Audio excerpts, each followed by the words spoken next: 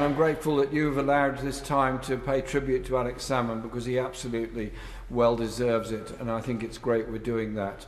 And the leader of the SNP spoke very well and very movingly about Alex's contribution to life, and I think that's very generous, because the SNP clearly treats its former leaders with great respect, and I think that's a good idea.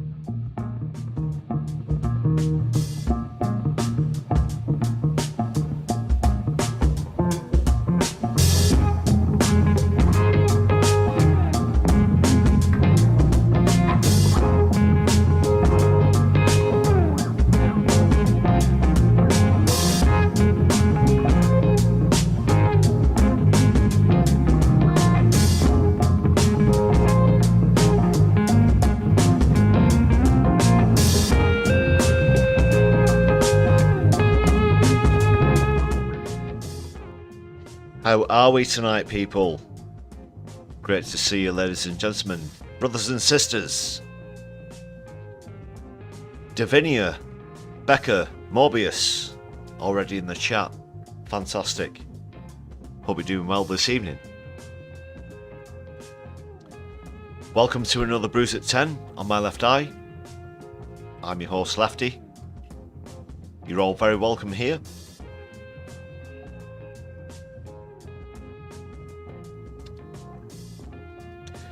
Whether you have a hot tasty beverage or otherwise.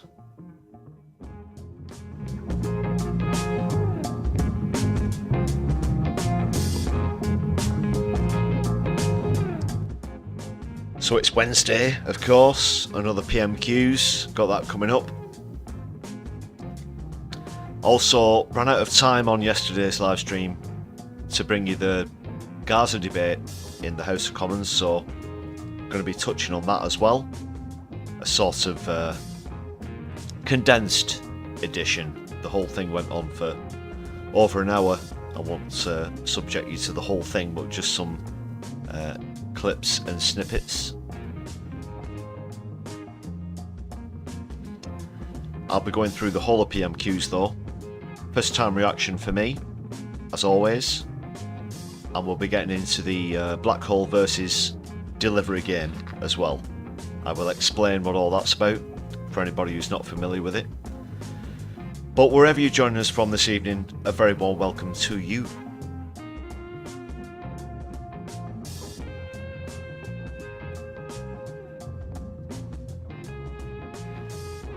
Make sure you've hit the thumbs up button there as well, please, people. Let's get this shit shared around.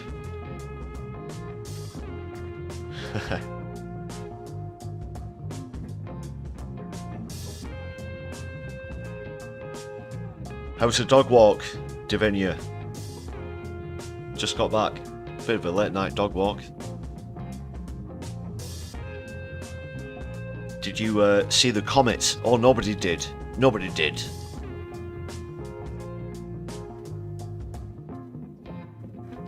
Just about that, yeah. There was supposed to be a comet that was visible for the last day or two, but it's just been absolutely bloody awful. I'm not going to be typically British and go into talking about the weather so much. But hope your dog walk was very satisfactory.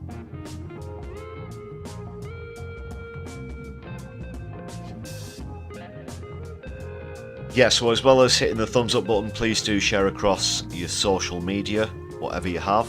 If you'd like to follow My Left Eye on social media, you can check us out on Twitter at My Left Eye UK. You can also check us out on Mastodon at My Left Eye, with caps at the start of each word there for Mastodon.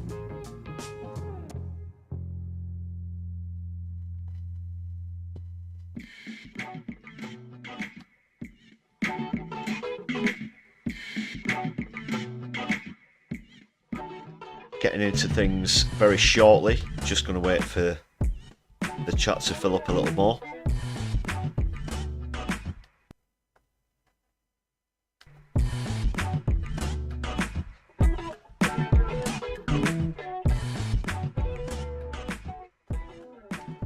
How's your week going anyway? We're over the hump day, as it were, the Wednesday hump day.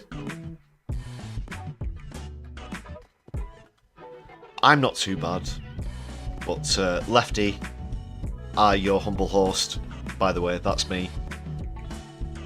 Should have introduced myself at the start, but yeah, I've got to go to a police station tomorrow for bail. Long-term viewers will know that, as well as being a YouTuber, I'm also an environmental and political activist. I've been involved in various actions with JSO and other organisations. So I say that goes. I can't really get into the full description of what that's all about, but there you go. Thank you very much for those good luck wishes, Davinia. But I'll keep you posted anyway. Thanks a lot to everybody for hitting the thumbs up button. Like I was saying this evening, wherever you're joining us from, I'm coming to you live from England in the UK, from the northwest of England. Based in and around Manchester. So wherever you're listening from, you might be at home, you might be in a caravan, you might be on a moped, you might be on a unicycle, you might be at a bar, for example, or a specific bar. But shout out to anybody who's listening to us live.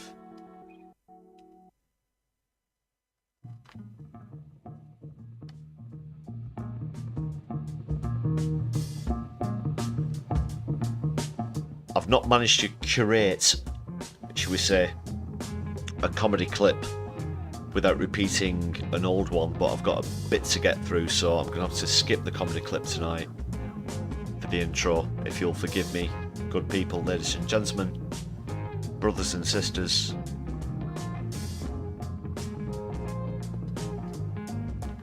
Also want to give a shout out to the agitator for the Labour dumpster fire gif at the start of the show, which I used yesterday as well, yes. So massive shout out to the agitator. If you want to follow the agitator on Twitter, it's agitate for change. That's the number 4 instead of the word for, or for, as we might say around these parts. 4, however you'd like to pronounce it. It's the one that's after 3 and before 5.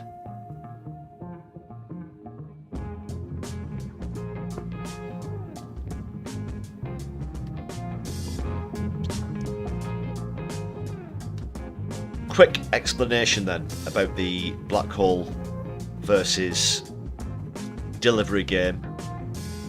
Going to be keeping account of how many times Starmer or anyone says deliver as well as black hole, the 22 billion black hole that's going on, and keeping account. I think the last reckoning was a 5-3 victory, I think, for Deliver.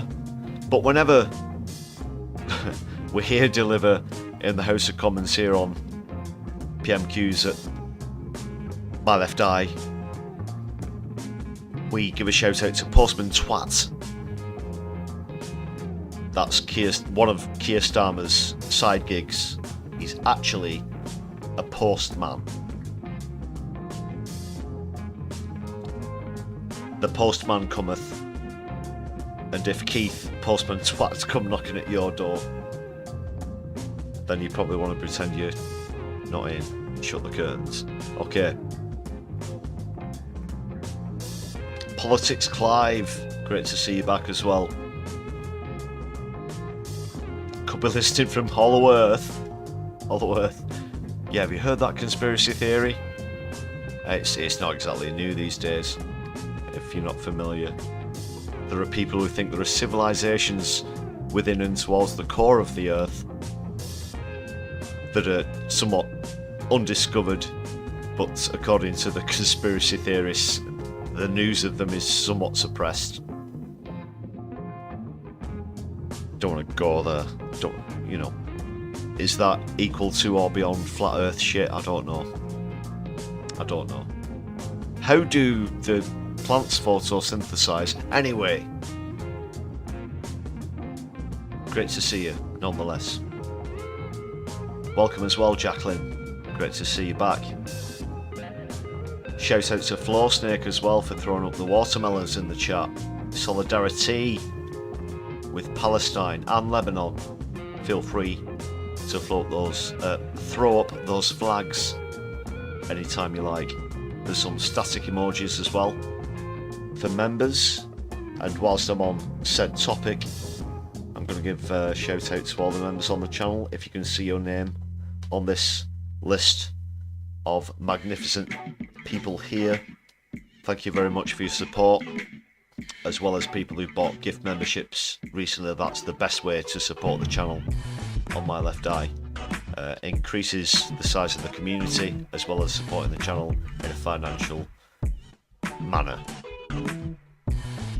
Divinia Morbius, thank you for the flags. Solidarity. Be getting to grips with the latest in the Middle East after PMQs as well, of course. Stick with us for as long as you can on My Left Eye tonight. Thank you very much for being here.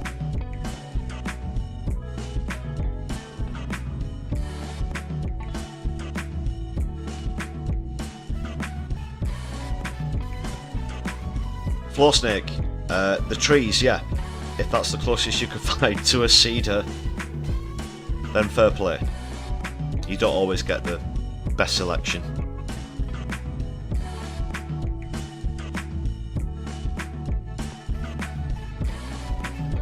I'm sure, like me, you've often found yourself wondering what's the best way that I can emotionally convey how I feel just through the emoticons that are available on whatever medium you have available to you at that time. It does happen. Although I have had conversations that are entirely GIFs, and I mean long conversations.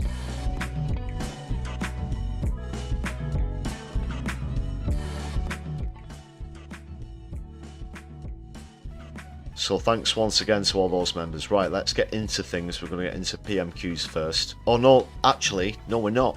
First of all, I do have a clip lined up, and it's from Climate Lens, who I've featured on the channel before. This is a channel produced by one of my very close friends. I suggest you go and follow them immediately on YouTube and social media as well.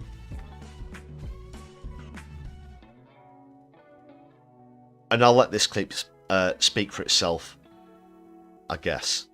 There's a film as well, a short film brought out by Climate Lens, which I highly recommend you watch also. But this is from a dear friend of mine.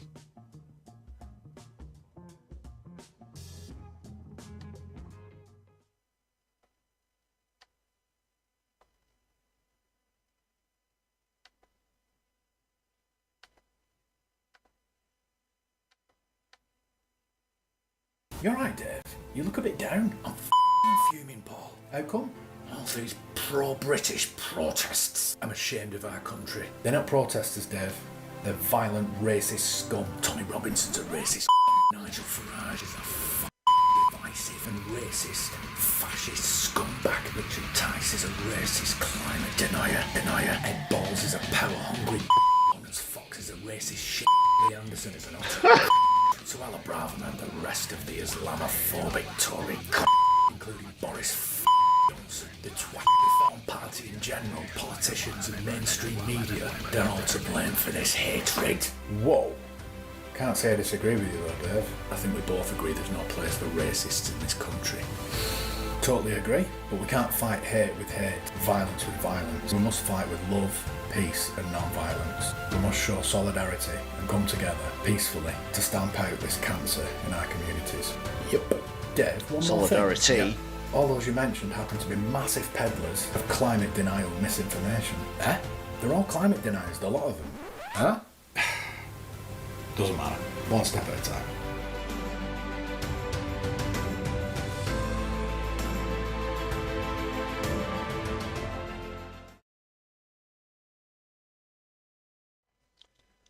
That's Climate Lens there. Check it out. Check it out, people.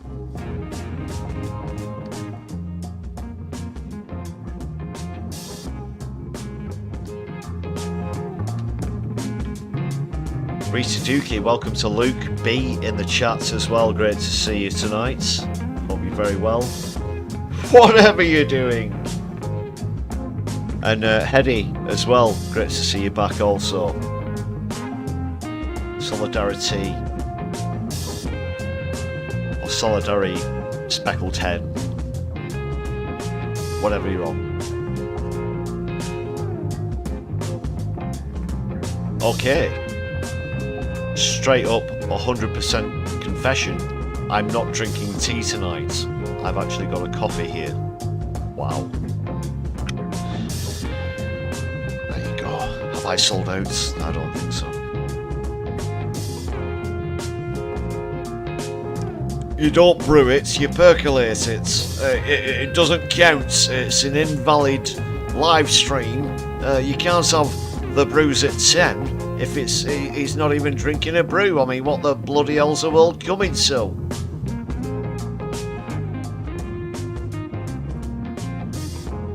Right, PMQs, I'm going to get that queued up now.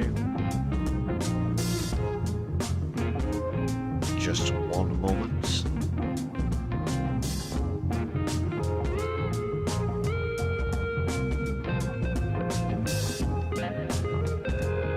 But whilst I'm doing this, please do place your predictions.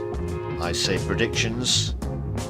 This isn't a contest or competition as such. There are no prizes. You have to be very clear about these things on YouTube. This isn't any kind of lottery or competition. Very clear. Underlined 3 times in bold and with a big red circle around it. But if you would like to make a prediction for whether Black Hole or Deliver will be victorious in the number of mentions on tonight's PMQs, then please place your predictions in the chat. Some of you might have seen PMQs already. No cheating though, by taking notes. This is my genuine reaction to PMQs. I've not seen this yet. I'm aware that other streamers have probably put out content about it already.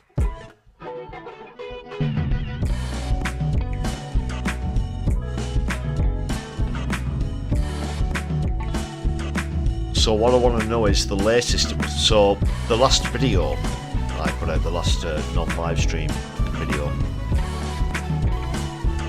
was about sanctions from the UK on Iran.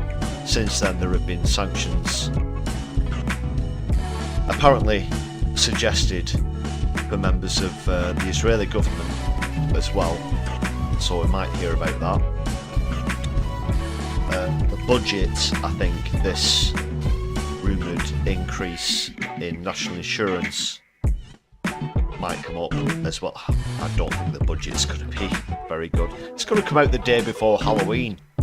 The day before Halloween.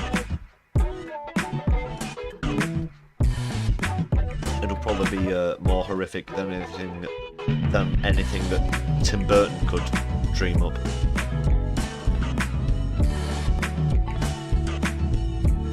Any road.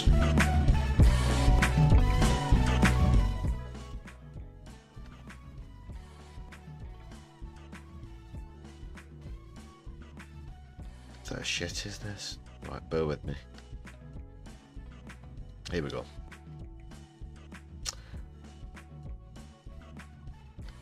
Got all the memes loaded up as well, the usual for regular viewers. Might throw a couple of new ones in there. Right. It's Keith's question time. Yay!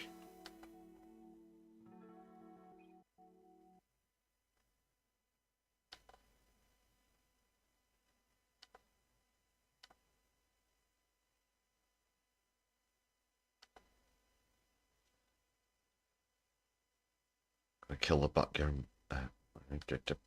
Right, there we go.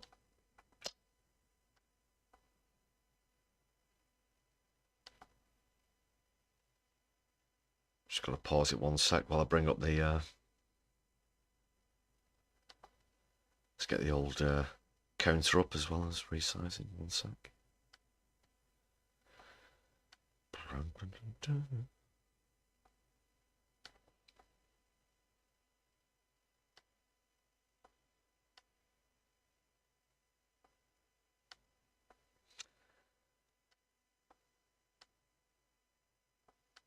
That'll do. That'll do for me. Just going to bring up the old counters.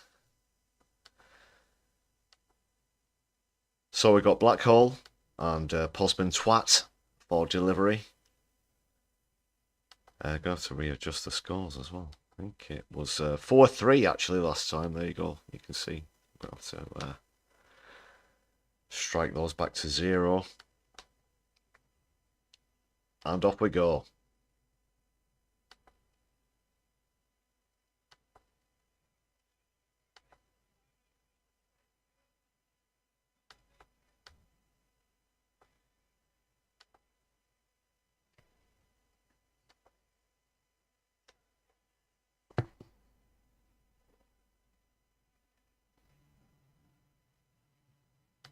Was a monumental figure in Scottish and UK politics. He leaves a lasting legacy, and I know that the deepest condolences of the whole House are with Moira, his family, and his loved ones. Mr. Speaker, this week we also remember our colleague and friend, Sir David Amess, whose kindness and commitment to public service continues to inspire us all. And I know how deeply this was felt on the benches opposite, and I'm so glad that his plaque is here in the House with us. If you aren't familiar with David Amess, if you don't remember him, he was a Conservative MP, and one of the more pertinent points about his career was how he got duped by Chris Morris at Brass Eye into issuing a statement about false, a made-up drug called cake, which was part of the thing about Brass Eye. But then later, tragically, he was unfortunately killed. He was stabbed to death outside his local church, or inside his local church, I believe, I recall. But that's what that's referring to, in case you're not familiar with David Amess. Just wanted to point that out. I don't know why I interjected there. I've got to crack on anyway. I won't pause it too much. I also want to acknowledge the extraordinary life of Holocaust survivor Lily Ebbert, whose message of hope showed such courage. May her memory be a blessing. Mr. Speaker, we also extend our sympathies to the family of General Sir Mike Jackson.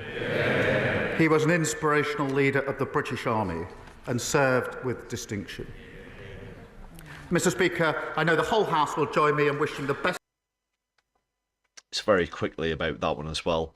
Yeah, Michael Jackson, not that one, the other one, Mike Jackson. Obviously,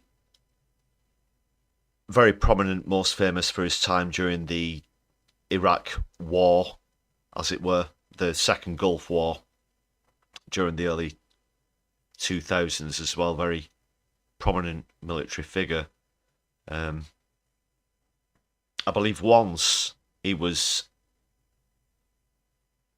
asked by the United States of America, whilst on the border of Russia, to take over a particular town, the name of which escapes me, so I won't grind my brain trying to think of what it was.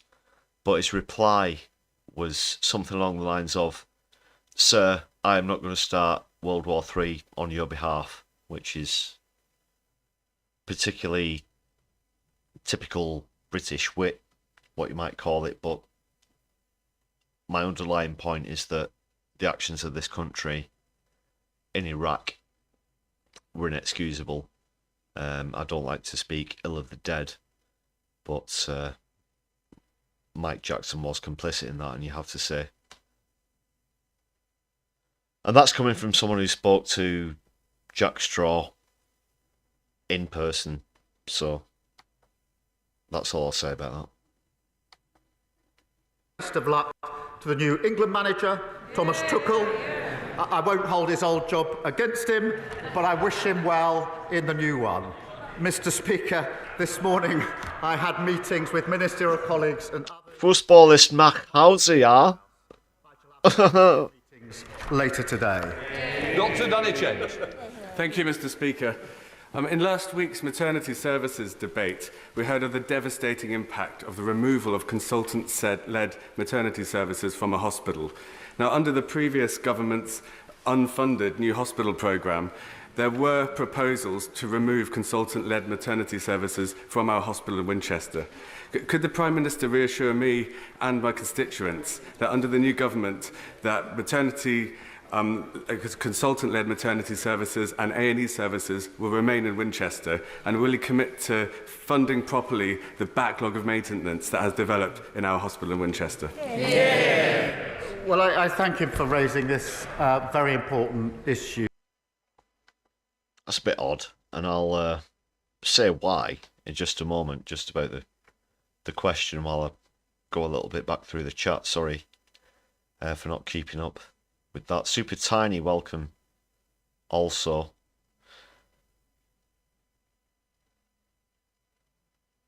Why didn't Keith mention Joe Cox? Good question, Jacqueline. Wow, that's a tin of worms. I could literally do you a 90-minute live stream on Joe Cox and her murder. It was obviously horrific, but I do think that the person who was in prison for that was misidentified or perhaps targeted. That's another matter entirely.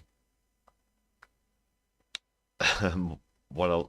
Sorry, I'm not laughing. Obviously, I'm not laughing at the murder of Joe Cox there. Just scrolling through the chats. Okay, Davinia, was that the Noel Edmonds prank with cake?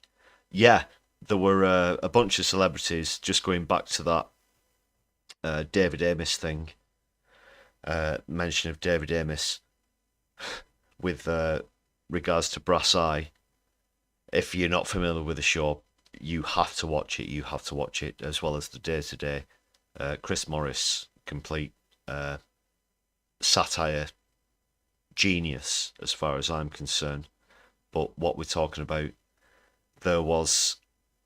he pretty much managed to get this question through into the House of Commons by duping a whole bunch of celebrities that there was a new rave scene drug coming out called cake, and that it made you do a whole bunch of ridiculous things, and he made up a whole bunch of like really hilarious street names for it, for the drug.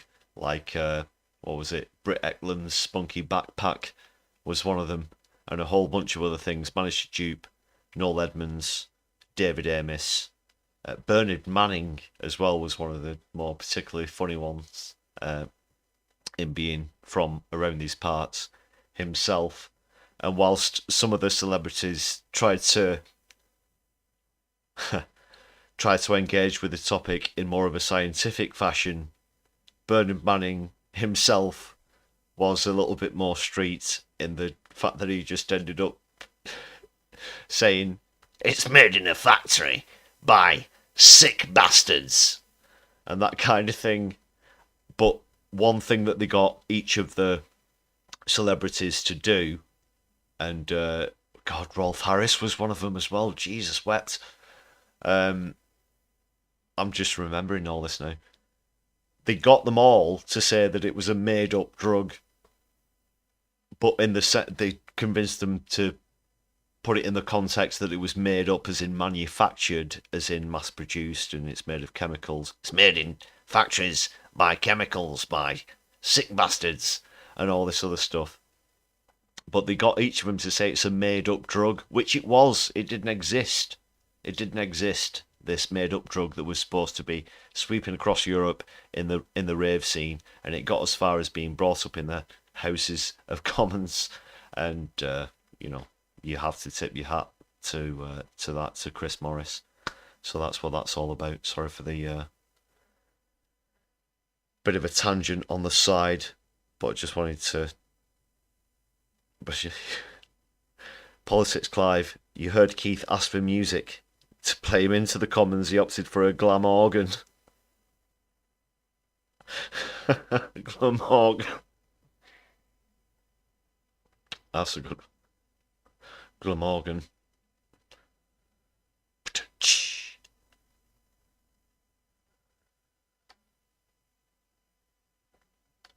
Alright, let's crack on.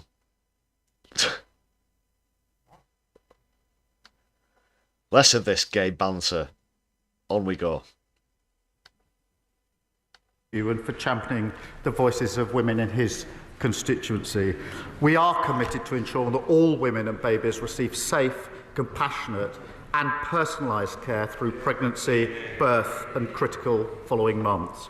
Reconfiguration of the services, as he knows, is a matter for the integrated care boards, important as it allows decisions to be made locally and tailored to local interests. But all changes should be based on evidence, don't forget to keep your ears open, and involve engagement with patients to ensure they'll deliver better outcomes. It's a very important issue.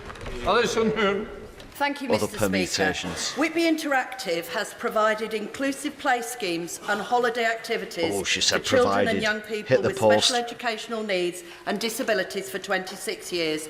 It has been a lifeline for families continually failed by Conservative governments.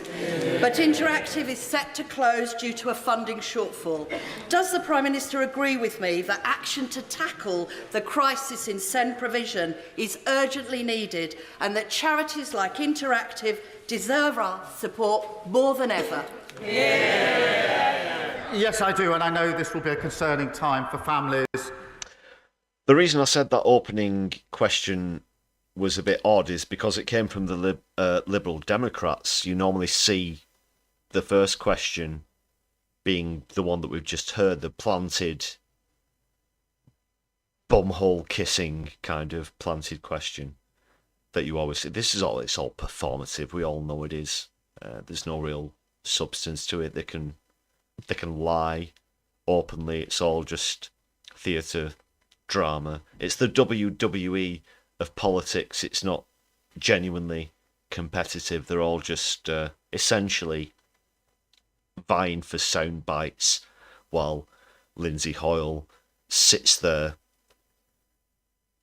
being ineffective and letting all of this crap slide. So that's just it. who rely on the brilliant work of Whitby Interactive. Children with special educational needs and disabilities have been failed for too long, and this comes up repeatedly in this House, with parents struggling to get their children the support that they need and that they deserve. We must raise the standards for every child so they can succeed in education. We will fix the foundations, Mr. Speaker, and ensure every child can achieve their potential. Yeah. Leader of the Opposition, Rishi Sunak. Yeah. Can I join with the Prime Minister's words of tribute to Alex Salmond and the Holocaust survivor Lily Ebert, and thank him for his kind words about Sir David Amess. Don't worry, you're not the only person who forgot that Rishi Sunak is still a thing. Mr. Speaker, this week, China has carried out unwarranted, aggressive and intimidatory military exercises in the Taiwan Strait. Our allies are rightly concerned. After worrying reports that the government may have intervened to stop a visit to the UK by the former Taiwanese president, can the Prime Minister confirm that the Foreign Secretary will use his meetings in Beijing this week to condemn China's dangerous escalatory acts in the Strait?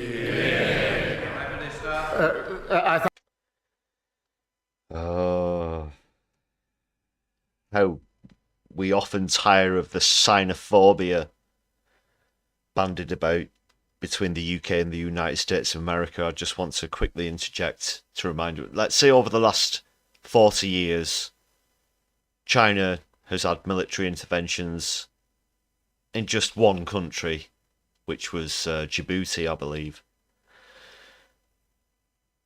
It has it's got a military base in one other country, which is Djibouti. It's not engaged in any military interventions in the last 40 years. The United States of America, however, has military intervened in at least 13 countries in the last 40 years and has hundreds of military bases all across the world, right up to the border of China. And the former Prime Minister, now leader of the opposition, Rishi Sunak, stands up and wants everybody to think that China is somehow a threatening nation relative to the United Kingdom of Great Britain and Northern Ireland, and also the United States of America.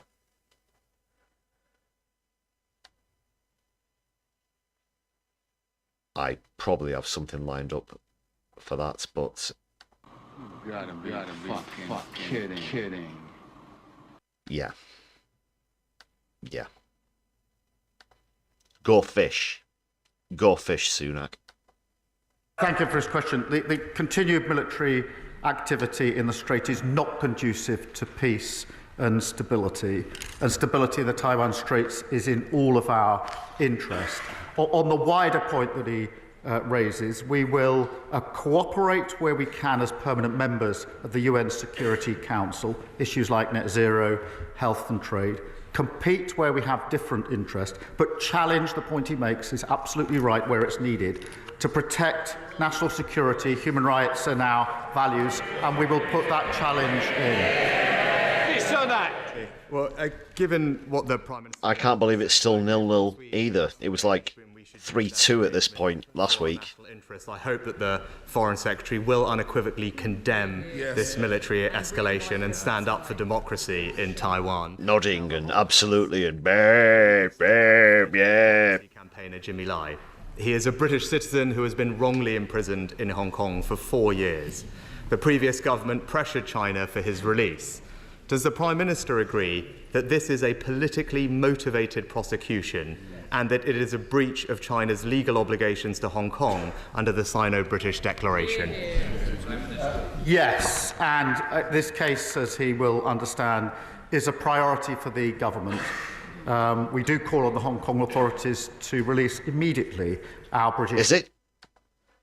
Because during opposition, and as well as being in government, you've had an untold number of priorities and issues that are paramount, and I'm quoting Starmer's words back directly to you. It doesn't matter whatever it is that comes up. It's like, this is our main focus. This is paramount. You know, we have 100% focus on this issue. Whichever was the last issue that you mentioned is the top issue. How many times have we heard this? Christ, Keith. National, and the Foreign Secretary raised this case in his first meeting with China's Foreign Minister, and we will continue to do so. Rishi Sunak. I thank the Prime Minister. Morbius, welcome to the chat as well. I do agree, Djibouti is a great sounding name of a country. It's an absolute pleasure to say. I'll also use any excuse that I can to quote the name of the country, Djibouti. And let's just remind ourselves that China has only one military outpost, and that is in, altogether, Djibouti. For that answer. Djibouti. Now, China, as he knows, has become a decisive enabler of Russia's war against Ukraine, supplying the vast majority now of Russia's imported military microelectronics and components, worsening the suffering of the Ukrainian people. So can the Prime Minister confirm that he is prepared to sanction any Chinese business or individual involved in aiding Russia's invasion of Ukraine, including secondary sanctions on financial institutions? I think you could call this a planted question from the opposition. Can we all agree that we're all xenophobic? Yes, we could all agree. Yes, I can assure the Prime Minister of his support. It is something that we began. The United States recently have expanded their sanctions, and I hope that the new government will continue to look at doing the same. Now, the last government also established a new system of registration and monitoring to protect the UK from interference from foreign states, including China, Russia and Iran. Called the Foreign Influence Registration Scheme, it was described as essential by MI5 in the fight to help keep Britain safe. Because the UK doesn't interfere with other countries in any likewise matter whatsoever. How dare you even suggest? Heaven forfend.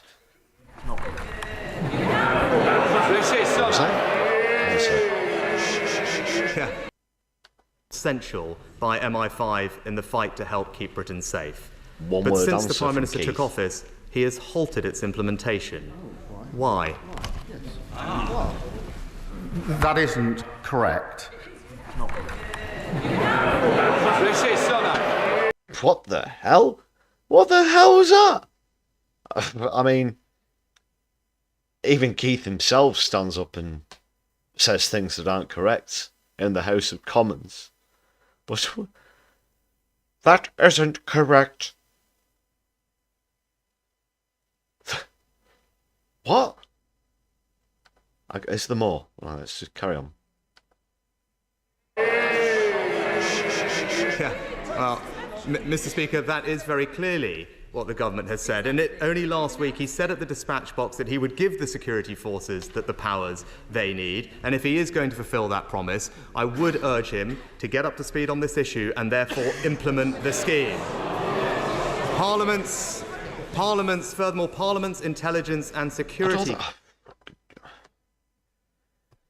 Been watching Prime Minister's questions for a while now.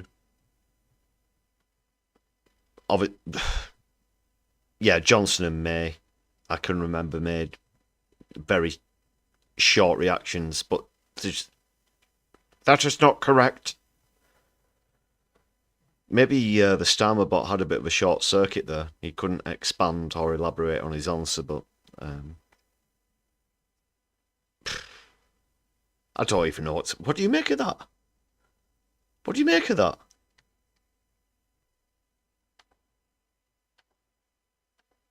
Committee have warned that British universities are increasingly a rich feeding ground for China to exert political influence over us. That's why we passed the Freedom of Speech Act with new powers. They probably exert political influence over us because we don't rule the world at the barrel of a gun like we did 200 years ago, and they're the biggest economy in the world and second largest population. Sunak, did you maybe even consider that? It's nothing to do with what students in British universities are doing. Bloody hell.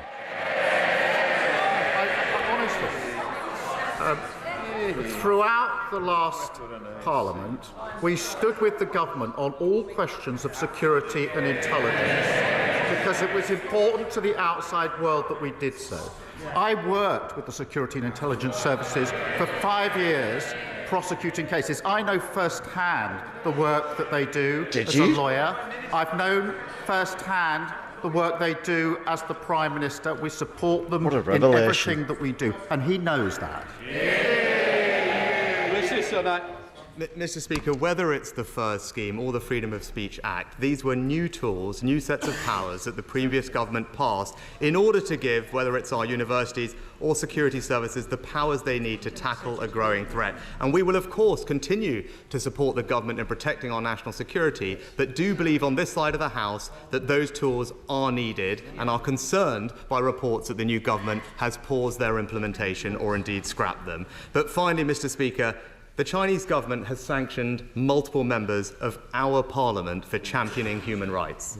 As a result, they have faced intimidation, abuse, and... Why are they going on about China so much? ...for your defence of the right of every member of this House to speak out on crucial what? Without fear of retaliation from foreign states. Now, I know the Prime Minister will agree with that too. So this week, will the Foreign Secretary in his meetings not just raise the issue, but tell the Chinese government to lift those sanctions on our colleagues? Yes, and we speak with one voice. He speaks about the record of the last government. That record was 14 years of failure.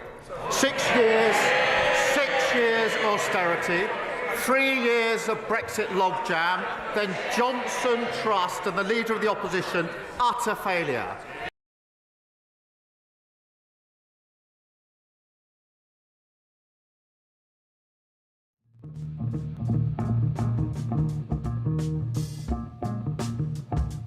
Guys, I just need a quick pause here. Thanks for bearing with me. I'll be right back.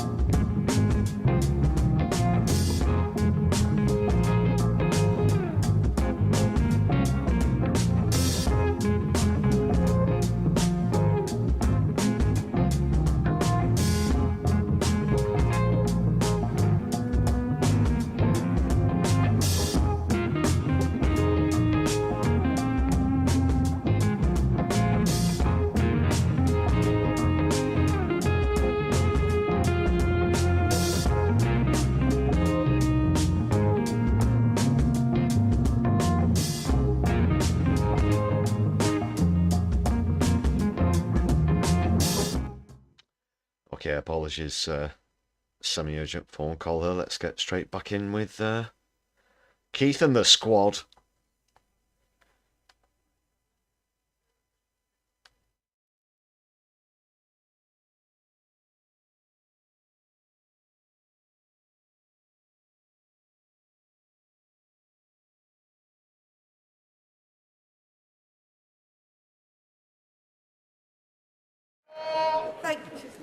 Thank you, Mr. Speaker. 2 years ago, Thurrock Council... Last government. That record was 14 years of failure. 6 years austerity. Let's get this. 3 years of Brexit logjam, then Johnson Trust and the Leader of the Opposition, utter failure. And this government was elected to do things differently, to make fairer choices, but most importantly to give Britain its future back. So we will fix the foundations. We'll do you can't tell us what that even means. Give Britain its future back. What a load of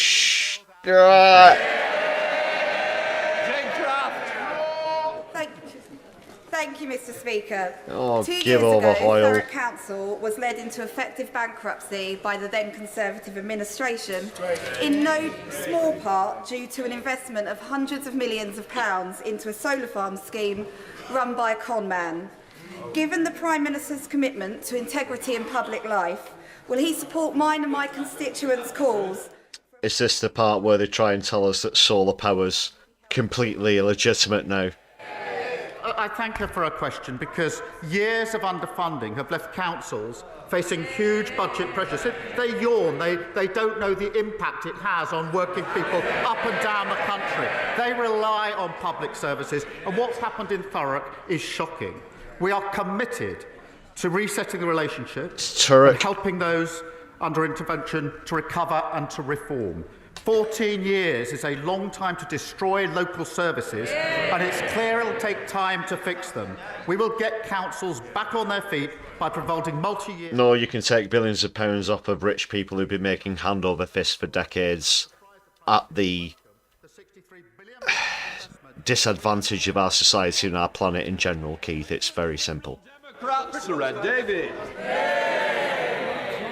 Thank you, Mr. Speaker. Can I echo the tributes to the Prime Minister, to Alex Salmond, to Sir David Amess and to Lily Ebbott? And can I welcome the news that ministers are going to review the carers allowance repayment scandal after campaigns by carers organisations, the Guardian newspaper and the Liberal Democrats, culminating in our motion on the order paper today. But will he agree with me that the evidence needed for the review is already long established and many of the decisions self-evident? So will he and his colleagues vote for our motion today so we can write off the overpayments, we can end the crazy cliff edge to the earnings limit now and have a fuller review for the support that carers deserve? I thank him for raising this. Caps on earnings? Caps on earnings? Sounds very communist to me, Sir Ed Davey. What's all this about? What has become you?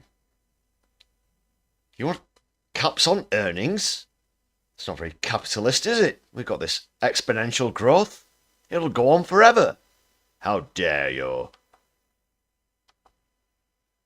This is obviously a really important issue affecting a number of people, and that's why we've launched an independent review into the carers allowance overpayments. We've launched a review, we've got a task force, everything is taken care of. We will look into these things and do not ask them, do not ask us about them get the support that they deserve. So I'm grateful for him for raising it. I'm glad that we've been able to take this action today to go forward on a really important issue. David. Can I thank the Prime Minister for that answer and ask him that ministers in the review will listen to the voices of carers throughout. Can I turn to the Middle East now? I don't want to make light of the carers crisis either. I just want to make that very clear as well. Obviously, that is something that is tremendously underfunded in the UK. It's just that to see Starmer given the same responses as the Tories would do when such issues are raised, kicking the can down the road, looking into XYZ, setting up a separate body, whether it's a task force or whatever you call it, the minister for the question that you are just asking about, that will be impeded, underfunded and not effective whatsoever, and it just wipes it off their desk. Like I was saying, I'm not making light of the fact that there is a massive carers crisis. This is something that needs to be, well, I mean, it's such a bad crisis, it's hard to know what to say, that it's understaffed, it's underfunded, and Labour is still going on about deregulation in a lot of sectors as well, within healthcare. And I dare say that will come into the remit of carers as well. Double standards. Israeli Finance Minister Smotrich has said that starving 2 million people in Gaza might be justified and moral.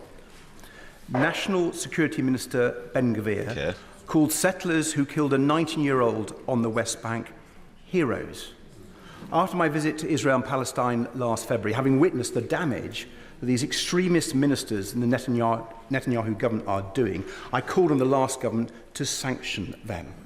The last government refused, but we now learn that the former Foreign Secretary was considering this. So will the Prime Minister now sanction ministers Ben-Gvir and Smotrich? We are... That is a good question. That is a good question, Ed Davey. Aside from the fact that you didn't include Benjamin Netanyahu and you'll have Gallant in that, you recall from last week Netanyahu's incredulous rant at the United Nations just very recently. But, well, what's Keith going to say? How's he going to respond to this? You might have seen the video I put out earlier this week about sanctions from the UK. But they weren't issued to Israel.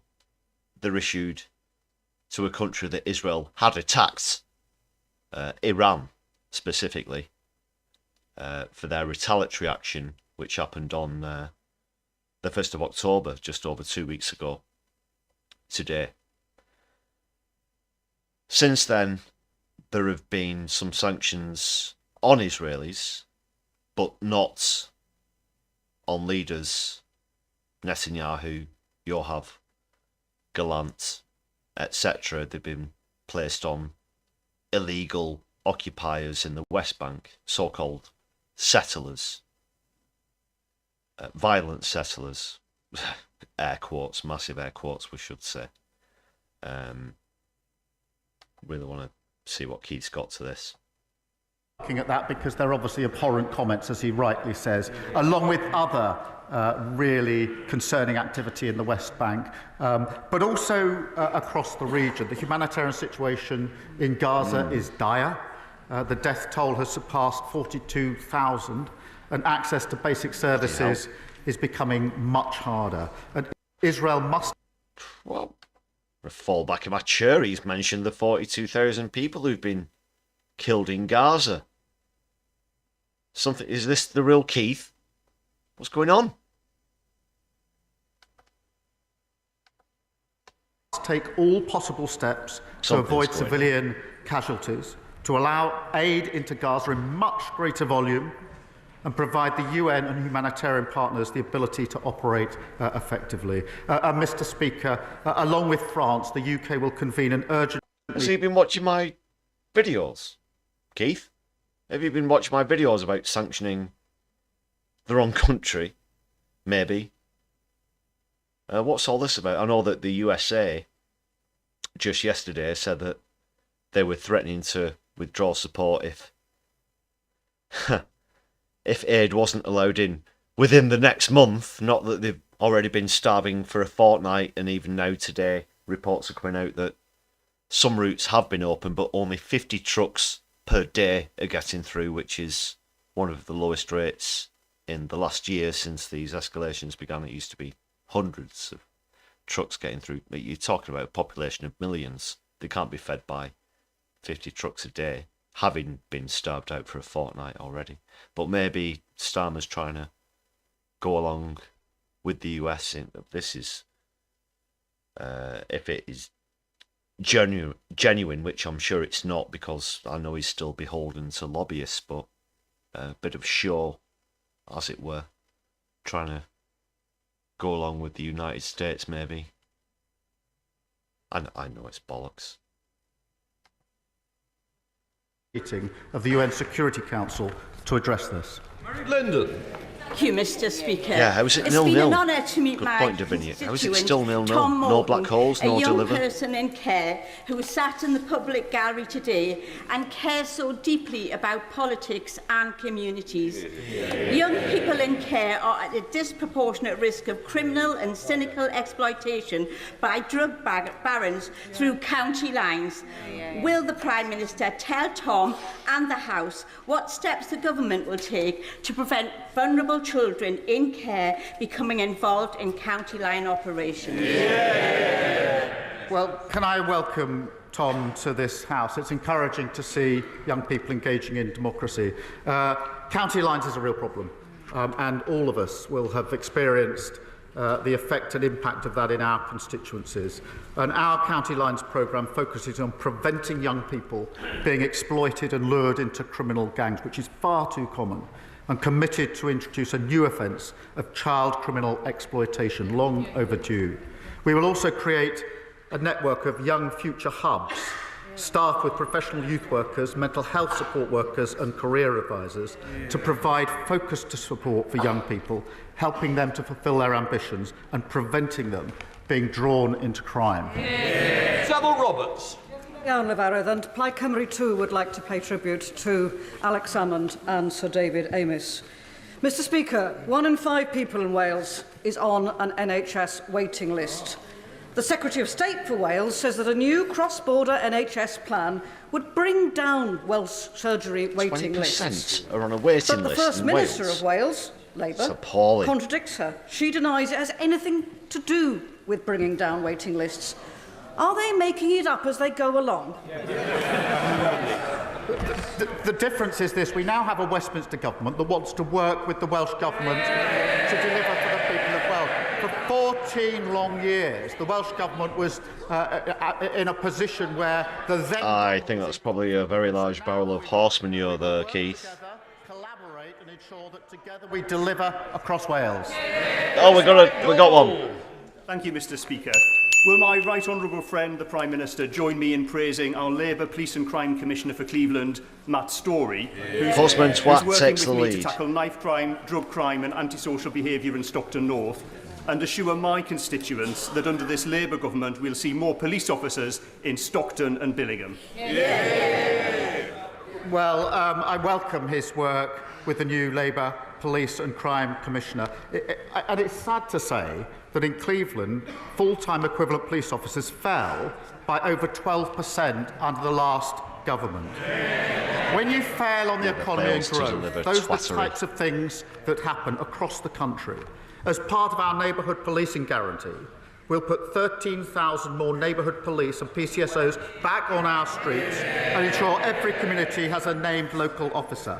Through our Safer Streets mission, we will tackle illegal drugs, half-knife crime and crack down on antisocial behaviour and go after the gangs that lure young people into violence. With zero money because of your made-up black hole refusing to tax the rich BS. And adult social care are issues which affect all of our constituents. And let's be honest, Mr Speaker, for too long, both parties have ducked and dodged taking the difficult but necessary decisions. In order to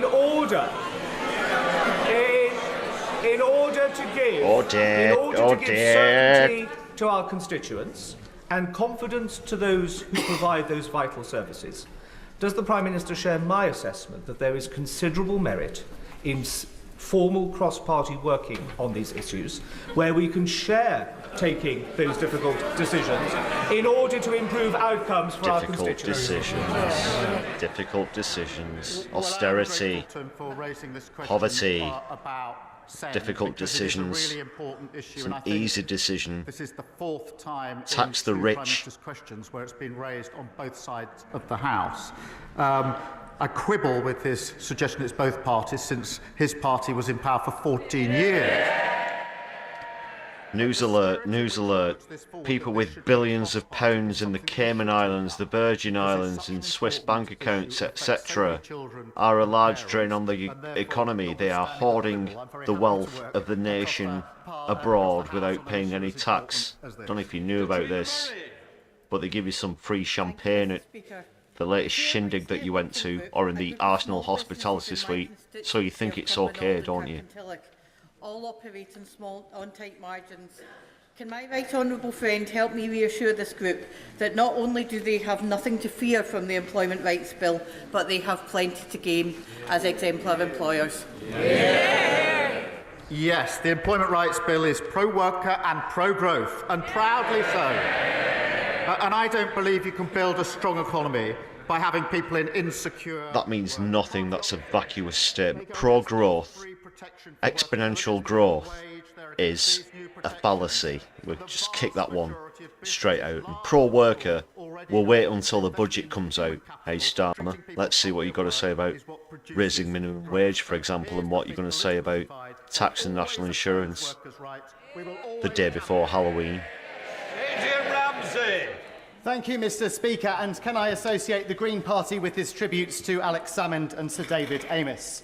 99.7% of new patients in the east of England are unable to find an NHS dentist, the worst affected area in the country. My constituents in Waveney Valley want urgent action. So when will the government begin the critical negotiations on dental contract reform so no one in the 21st century has to pull out their own teeth? And will it be by the end of this year? Well, he raises a really important issue because dentistry was left in a shocking state by the last government. I was shocked to hear that for children's hospitals, the commonest cause for admission for 6 to 10-year-olds in our children's hospitals in this country is to have teeth taken out because of the failure of the last government. That is shocking on any analysis. We will put that right, we will take the necessary steps, and we'll work across the House to do this as quickly as possible. Dan Smith. Thank you, Mr. Speaker. Last night... No, they won't. No, they won't. If anything, it'll just be a privatisation scam. Let's End Poverty Coalition at a meeting upstairs where we heard that often for many who experience poverty, that feels hereditary too. So will the Prime Minister meet with me and those with lived experience of poverty to find ways in which we can hear from those with that lived experience to break that cycle of poverty? She makes a good point. The party opposite, they want to get rid of maternity pay, but keep hereditary peers. It's the same old Tories. But, you know, the letters, this is an important issue that she's raised. The letters are... Tony Blair said he was going to scrap hereditary, you know, the House of Lords. This is all... It's not going to happen. That drives economic growth, improves the lives of working people, fixes our public services and rebuilds our country with a decade of national renewal.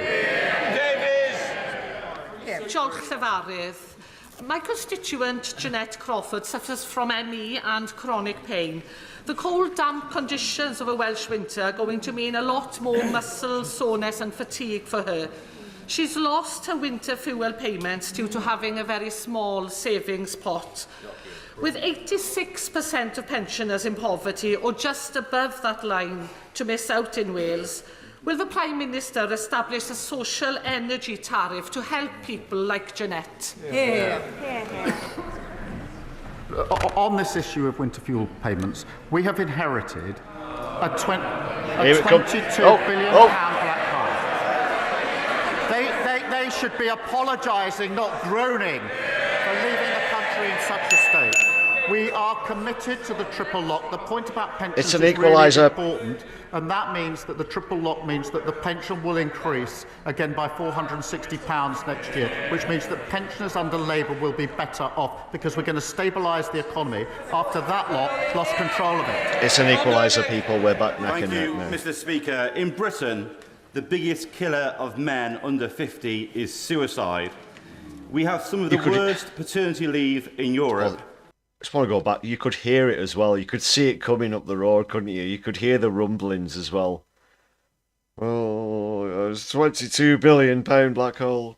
£50 next year, which means that pensioners under Labour will be better off because we're going to stabilise the economy after that lot lost control of it. Thank you, Mr. Speaker. In Britain, the biggest killer of men under 50 is suicide. We have some of the worst paternity leave in Europe, and boys are 50% less likely than girls to pursue higher education. I know that my right honourable friend takes this very seriously, and his commitment on reducing suicide rates is very welcome. Can the Prime Minister update the House on this work, and does he agree with me that it is vital that we tackle these issues head-on because of the increasing alienation and mental health issues amongst young men? I thank him for raising this vital issue. The statistics on male suicide are truly shocking. I went to an event just a few years ago here in this place where... Well, it's been that way for a long time now. And if you're over 35, do you know what the biggest cause of death is? Do you think it's cardiac arrest, heart attacks? Do you think it's strokes? Do you think it's any form of cancer? No, it isn't. It's suicide.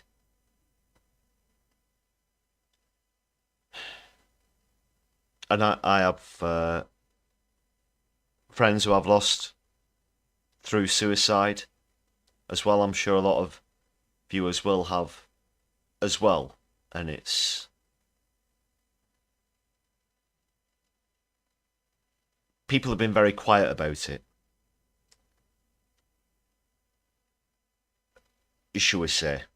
And a lot more needs to be done, and that increased exponentially under the Tory years. There is a lot of correlation between austerity and suicide. So yeah, just wanted to point that out. Everyone in attendance was asked if they had lost someone to suicide, and I then reflected on my own experience, which was profound. As it was, I could see, for everybody across the room, and will be across this house. So reducing deaths from suicide is a vital part of our health mission.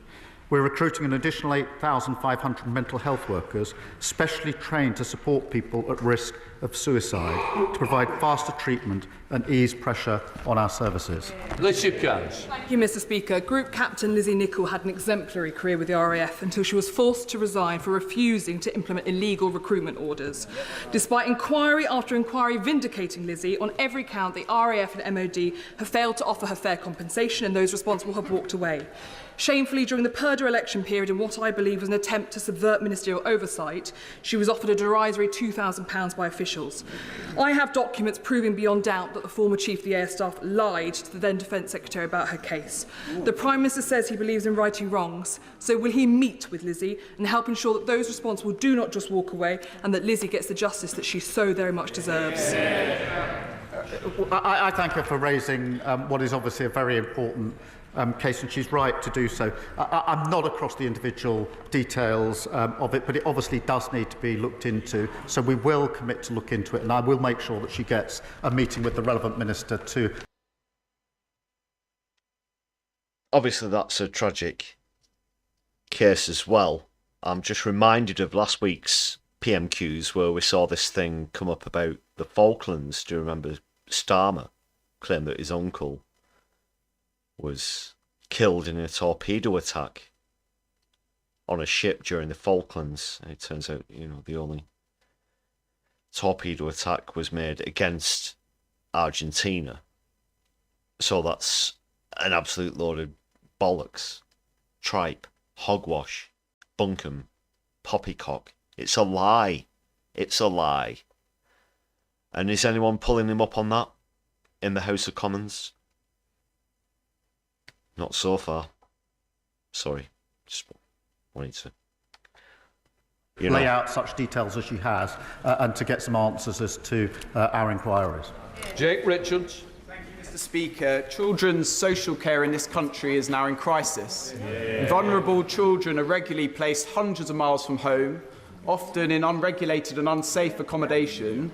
Meanwhile, private companies are making record profits on the backs of struggling and desperate local authorities. Frankly, this is an issue, a national scandal, that doesn't get enough attention. Yeah, that's why they had this big investment conference lately. Didn't you get the memo? Welcome one, welcome all.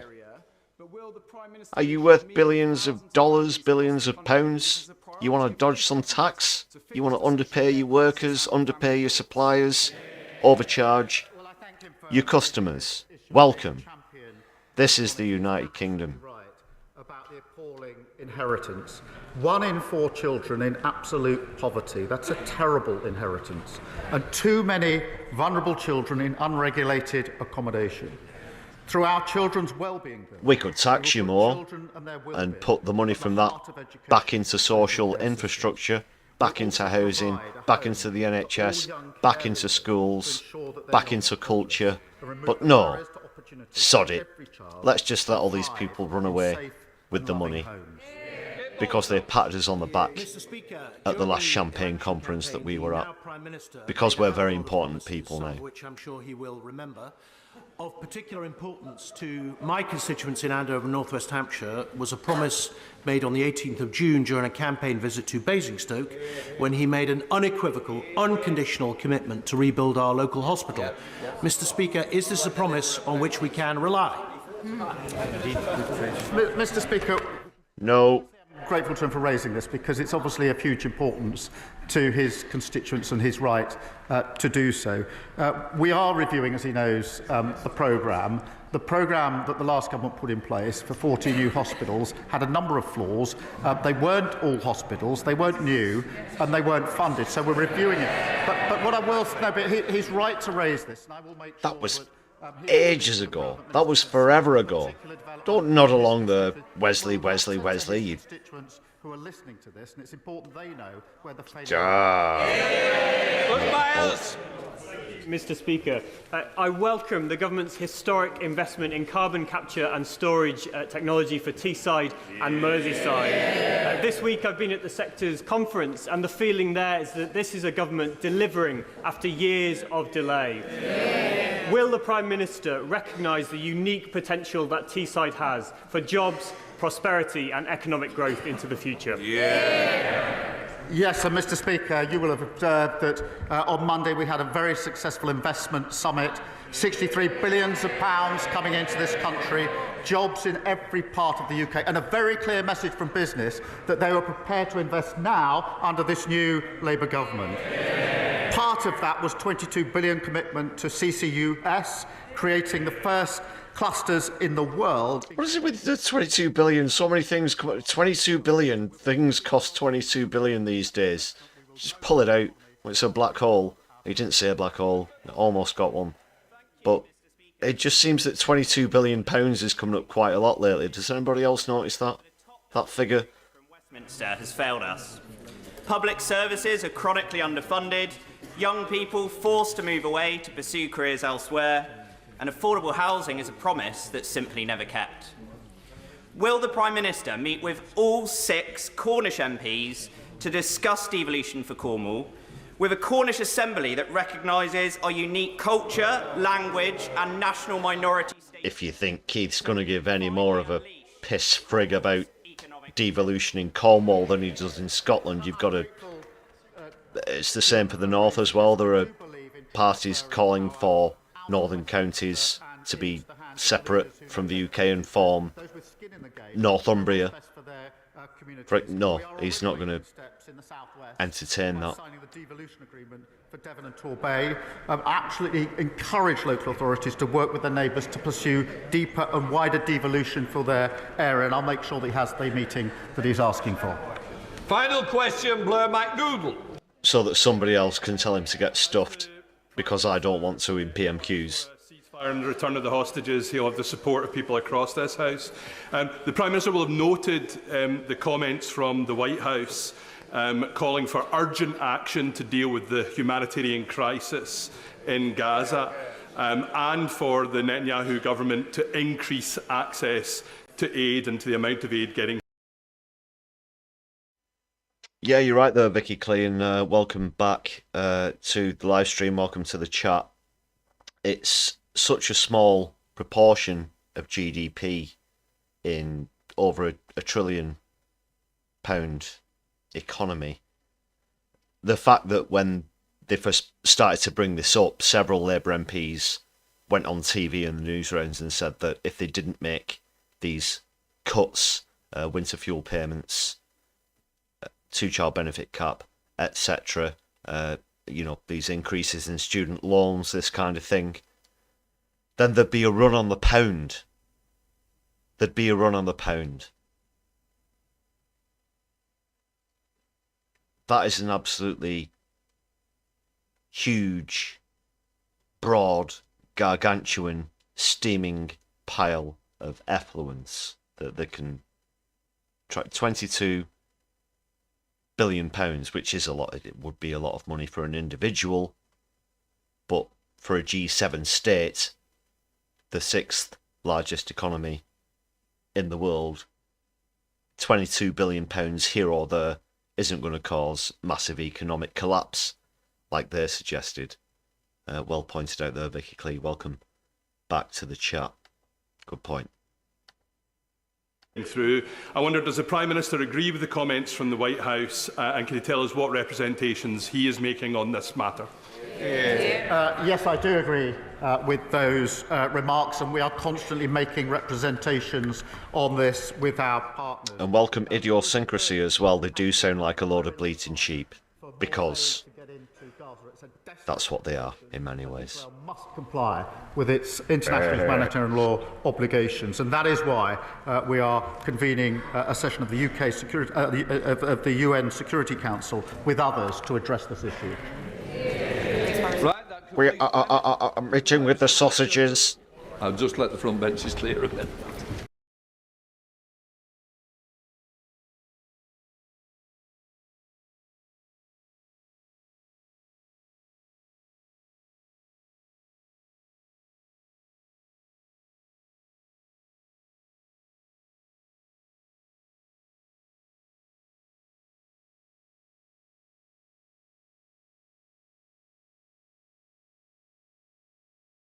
What do we make of that, ladies and gentlemen, brothers and sisters? Low scoring on the Black Hole Postman twat front. 1-1. It was a bit more high scoring last week as well. Brief mention about the situation in the Middle East from Sir Ed Davey, but generally disappointing. I'm going to quickly go on to the debate session on that very shortly. Not the full thing, of course, just some clipped highlights. What else? There was a lot of, for some reason, there was a lot of xenophobia in there. They were bleating on about this, and this is, I don't know. Perhaps what's happening in the Middle East with USA firmly aligned to Israel, despite recent vague so-called threats to withdraw support if they don't allow aid through. But when you talk about superpowers lining up, perhaps you could see this session as an early reaction to that kind of thing. I don't know. That's my first genuine reaction to the PMQs. So we'll have to see what develops with that. What did you think about that? Let us know in the chats, let us know in the comments if you're watching back on a replay. Always try and respond to as many comments as possible. I'll do a quick bit of shilling before I quickly move on. Please do make sure you've hit the thumbs up button on the stream. Subscribe if you want to join the chat. Also share across your social media if possible. And if you'd like to consider supporting the channel, you can do so by joining for just 99p. Great value. Please do check out some of the perks. You might want to consider gifting a membership to other viewers as well for just 99p each. There's a Buy Me a Coffee page as well. You can check out the link in the description there. Support the channel for just the price of a tasty hot beverage of your choice, whether it be coffee or Solidari-Tea.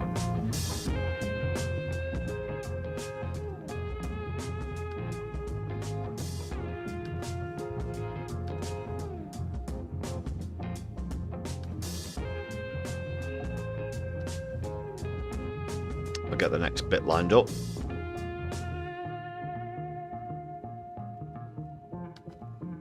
Try and have a quick flick through the chat as well. Let's see what you're saying there, people. Yeah, there were a lot of softball questions in there. You're right, idiosyncrasy. Very tame, very tame. When you consider all of what's going on.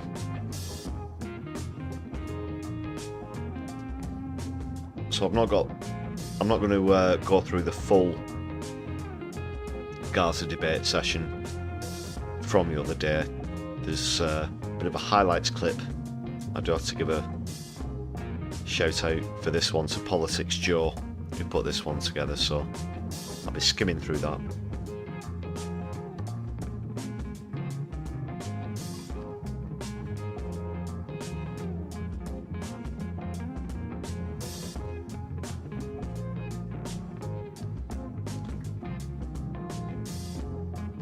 This was a lot better. Fortunately, there were some more hardball questions, so to speak. And it was Annalise Dodds who was tasked with responding to them.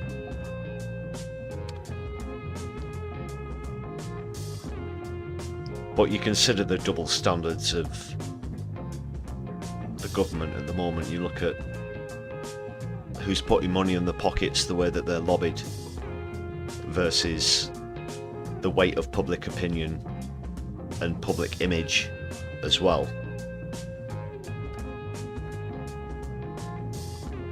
But when the chips are down, and they're certainly down at the moment, they really are putting us on the wrong side of history, so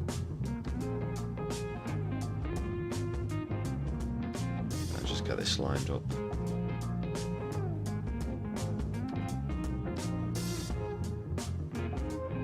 Get rid of the counter. 1-1. 1-1 it finished tonight.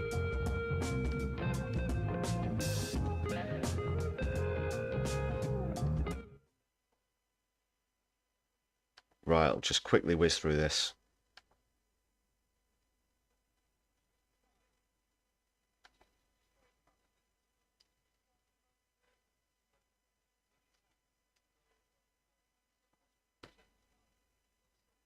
Night show there's nowhere safe to go. The sight of a patient on an IV drip burning to death in the flames of an airstrike on the tents of refugees will be the abiding image of this genocide. So the 400,000 or so civilians left without food or supplies in northern Gaza are increasingly subject to airstrike, artillery and small arms fire from Israeli forces. 11,500 children killed in Gaza in a year. That's one classroom full of children every day for a single year. And in Lebanon we see Israeli strikes killing civilians, but now we hear, in addition to invading UNIFIL posts, there are reports of attacks of UNIFIL forces of a chemical nature. As to UNIFIL, and that happened again today. A watchtower was attacked. UNIFIL peacekeepers were shot at. This clip is from a couple of days ago, but that's happened again today. In West Bank, and its starvation and targeting of civilians in Gaza. And even Lord Cameron has today talked about individual sanctions for far-right Israeli ministers. Will the Foreign Secretary consider those and other measures? A partial arms embargo has not stopped the attacks on civilians either. Surely that has to be extended. The government told me in a written answer that the US government manages the sale of F-35 aircraft. Idiosyncrasy, thanks a lot for the gifted membership there. A great way to show solidarity. Awesome stuff. Thank you very much for that. To Israel and the F-35 global supply chain. So in the interest of protecting civilians in Gaza, I asked the government to open discussion with the US to remove Israel from the end-use destinations of the F-35 global supply chain. There are many partners for peace in the region whose efforts are rejected by Israel. We supply weapons parts for the F-35 planes in question there, that's what he's referring to. For peace and not a byproduct of it. Is it not now time to join the global majority in doing so? Minister. I'm grateful to my honourable friend for the number of important points that he made. First of all, he referred to footage which has been circulating widely, and this is one of many instances of very disturbing footage that many of us will have seen and many of our constituents as well. Of course, the government looks very closely at all of those reports. We are concerned by all reports. Annalise. Disturbing doesn't really sum it up very well. Every day I see a lot of stuff that's going on in Gaza and now Lebanon, Sudan and elsewhere. I have had to leave the room. I have been taken aback. I have been shocked beyond measure by what I have seen with regards to this particular instance at the hospital in those tents. that were set alight. Disturbing. Disturbing. I could think of a lot more accurate adjectives to describe it as. And I mentioned on yesterday's live stream that I've seen lots of pictures of this, as well as video clips. One video clip had the sound on, and I could hear the screams.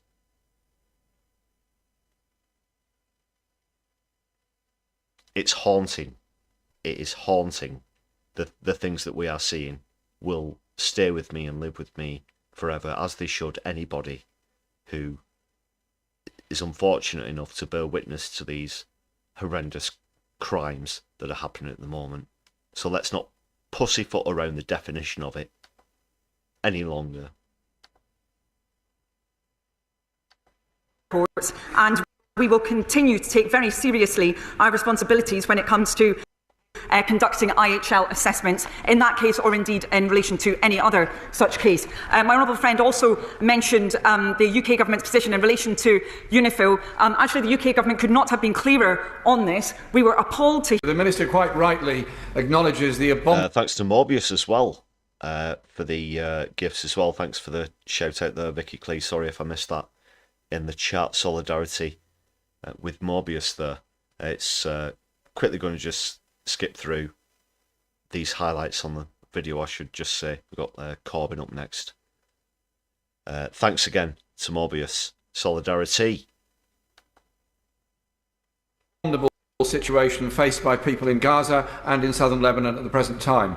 The fundamental question asked by the member for Middlesbrough was simply this: if we condemn the acts that have been undertaken by the Israeli Defence Force, the killing of civilians, the killing of people in hospitals and schools, then why are we still supplying the weapons to Israel which enables them to undertake these military activities? Minister.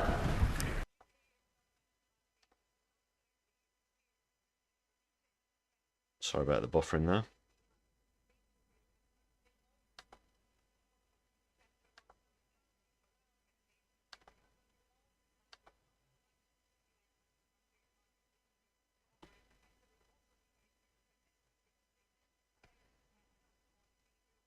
He is well aware, I believe, of the decisions taken by the UK government in respect of the arms export regime, and I will not go over that again.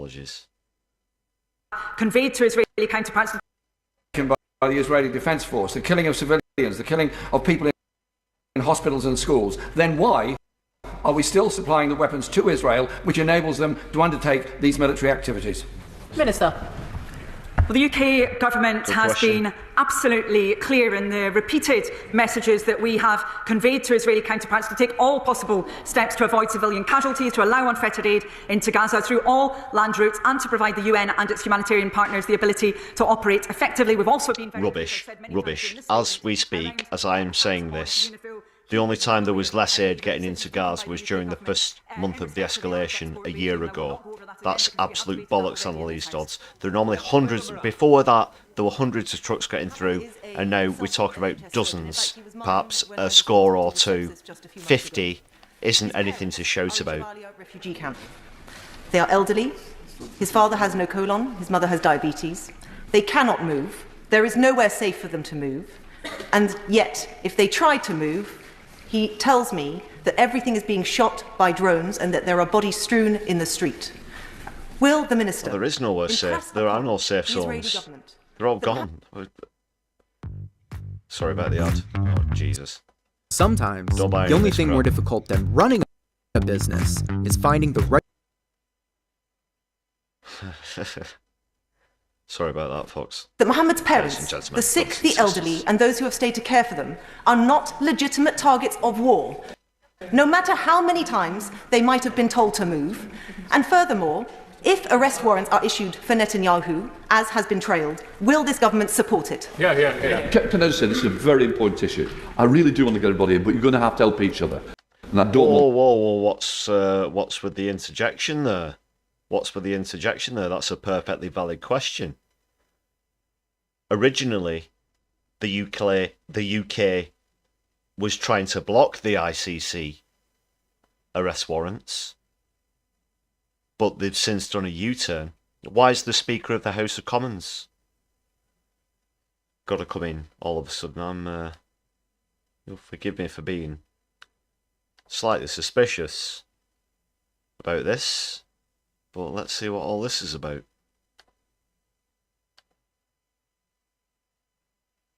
I want people to miss out, so please, Minister.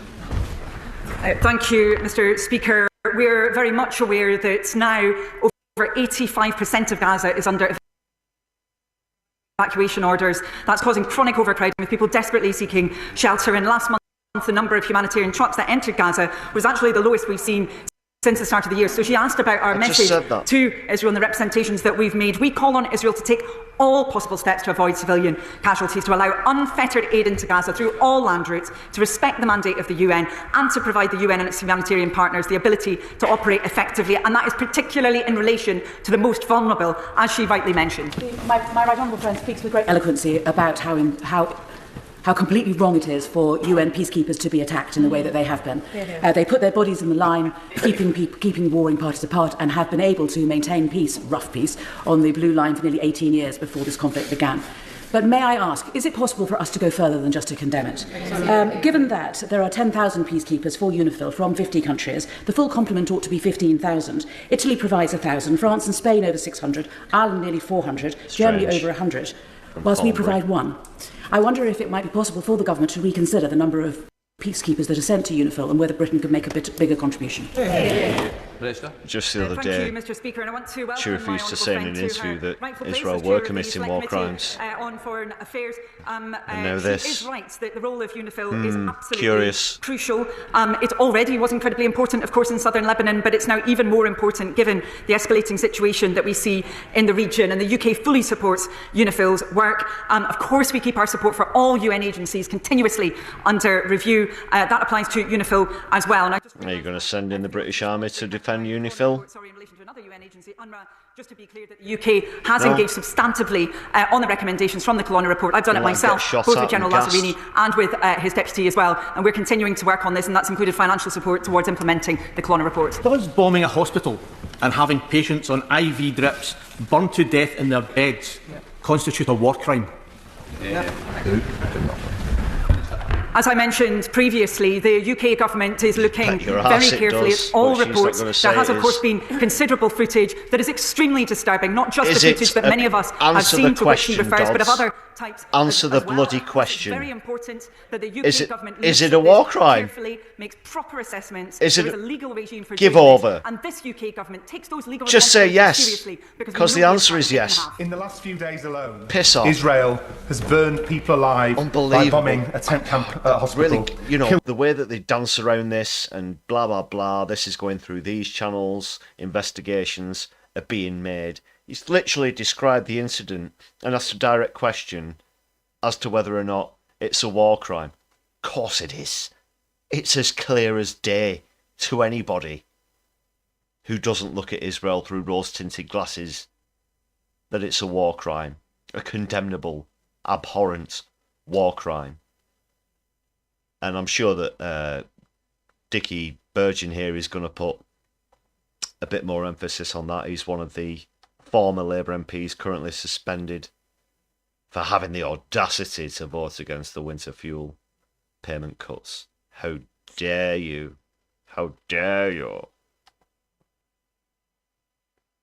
Killed children after bombing a school and fired on UN peacekeepers. We've had a year of this. As a Palestinian lawyer told me, Britain knows exactly what to do because it rightly did it against Russia after its illegal invasion of Ukraine, imposed sanctions. Sanctions on arms, sanctions on trade, sanctions on officials. That's how to get Israel to stop doing what it's doing. So when will Israel be held to the same standards for its war crimes and violations of international law? It is indeed very important that the UK takes its responsibilities seriously. He talked about some of the reports that we have seen. Of course, the UK government is looking... Well, they're responsible and complicit in the deaths of 42,000 Gazans at last count, which doesn't include those under the rubble. So I hope you sleep well at night, Dodds. 8 people responsible for perpetrating and inciting human rights abuses. That was against Palestinian communities in the West Bank. We will continue to keep these issues under review. The UN says it's not been allowed to deliver essential supplies, including food, since October. Mr. Speaker, last week, 15 UK and Irish humanitarian organisations warn the UK is failing to uphold international law. You try going for food without 2 weeks, and then the United States turns around and says to the people who are denying you food, well, if we don't feed them within a month, we might think about doing something about it. On exactly what this government is doing to make sure the retired general's surrender or starve strategy isn't being implemented. We need to do more than just debate in this chamber. I'm very grateful to my honourable friend for her remarks, and again I would want to congratulate her for her leadership of the Select Committee on Development. I think this government has shown that we absolutely are determined to play our part with UK leadership on these issues which are of such desperate concern to our constituents and of course to the whole world. That has meant there's been serious engagement at every level, including within the first days of the new government coming into office, engagement at the highest level from the Prime Minister, Foreign Secretary, myself, right across government with our counterparts, whether those be the Palestinian Authority, the Lebanese government, of course, also the Israeli government, other regional actors, the US more broadly. We are determined to ensure that the ceasefires that are so desperately needed are put into place and that we play our part in facing up to the humanitarian crisis that we see unfolding. Mr. Speaker, the UN Independent International Commission... Bollocks, every time there are ceasefire talks, it never even gets close, despite what the Americans say, however optimistic Blinken might sound. Bibi always comes along and throws it under a bus. Facilities. The United Nations does not make these claims lightly, and so can I ask the Minister whether these assessments have also been made by our government's legal teams, and in light of this, what further actions have been taken to protect international law, life itself in Gaza, and human rights? Welcome to Kit, great to see you once again. Welcome back. Hope you're very well this evening. Thanks for joining us in the chat. Of considerable concern to the UK government. That's why we announced £5.5 million worth of new medical aid to UK Med for operating their field hospitals in Gaza. I met personally with UK Med to understand more about their response to ensure that we were playing our part. It's also why we supported UNICEF as well around supporting vulnerable families in Gaza with water, healthcare and specialist treatment. And of course, when it comes to international humanitarian law, we take that responsibility very seriously to ensure that we are conducting the assessments that are needed legally.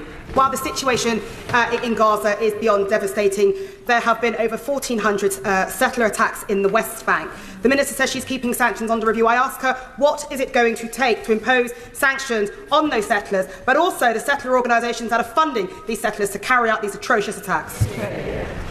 Minister. I'm grateful to my honourable friend for raising this issue, but the UK government's position could not be clearer here. Settlements are illegal under international law. They present an obstacle to peace and they threaten the physical viability of a two-state solution. And during his visit in July, the Foreign Secretary... Then stop providing them weapons, anything. Stop providing them anything. That would be very clear. Not just reducing it by 8 or 9% and trying to say that, oh, we don't provide as much as Italy, Germany or the United States of America, so it doesn't even matter. Wow. By the way, I don't like to talk about how, knocking out people look now and then, but have you ever seen Annalise Dodds and the comedian Matt Green in the same room at the same time? I doubt that you have. No offence to Matt Green there, he does make absolutely awesome content. You should check his stuff out as well if you don't do so already, but absolute double standards there. And Annalise Dodds was left to answer because... where it comes to the lobbying, we know that David Lammy and Keir Starmer would get hauled over the coals if they made such utterances against the oppressive state of Israel in the House of Commons. We already saw recently Lammy going halfway around the world to Tel Aviv to meet with Netanyahu, only to be shown the door. Well, tough tits, Lammy.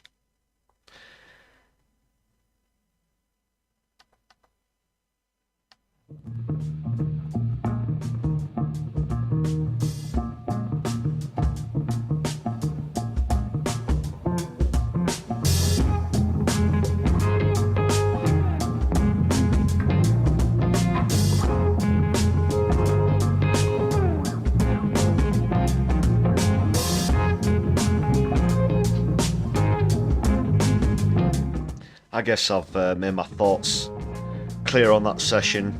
as we went through that, the sanctions, these sanctions on occupiers in the West Bank are nowhere near the level required in terms of BDS, which I will continue to talk about, because that's really what's needed. And I know that regular viewers will hear me say this all the time, but we really need to boycott, divest and sanction away from this. If you starve the war machine of money, it won't be able to operate. It's as simple as that, and Israel relies so much on foreign dependence that if you deny them that, then the war machine runs dry. Let it be done.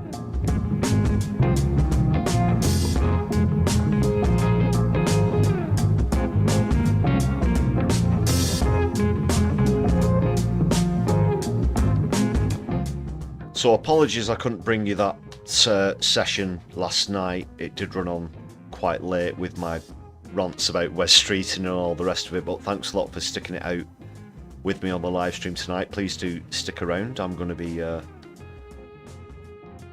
redirecting into another channel perhaps. Want to give a big shout out to the members before I do leave.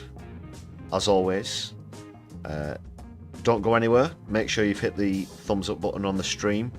Add a comment if you're watching back on a replay. Super thanks are also open if you'd like to help support the channel that way.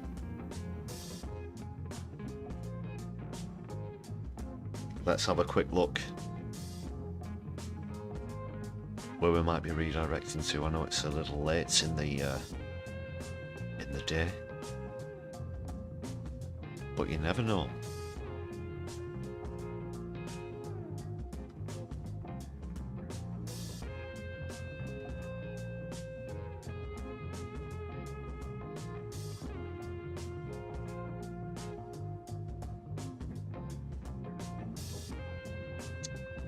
Okay, don't have anything coming up, but I do want to give another shout out, as I did yesterday, to Helena at No Justice, I should say. Put my teeth in. For recent shout outs as well, Solidarity. And also thanks a lot to all of you who've shared the channel across social media, etc.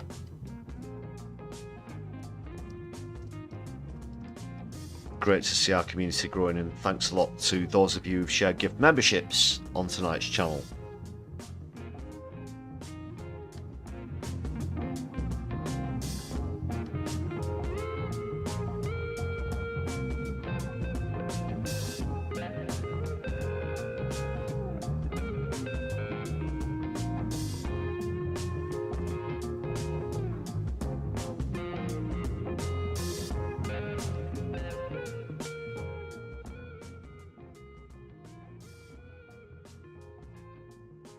And yeah, that's just about it from me this evening, so take care of yourselves, good people. Ladies and gentlemen, brothers and sisters, my Left eye will be seeing you soon.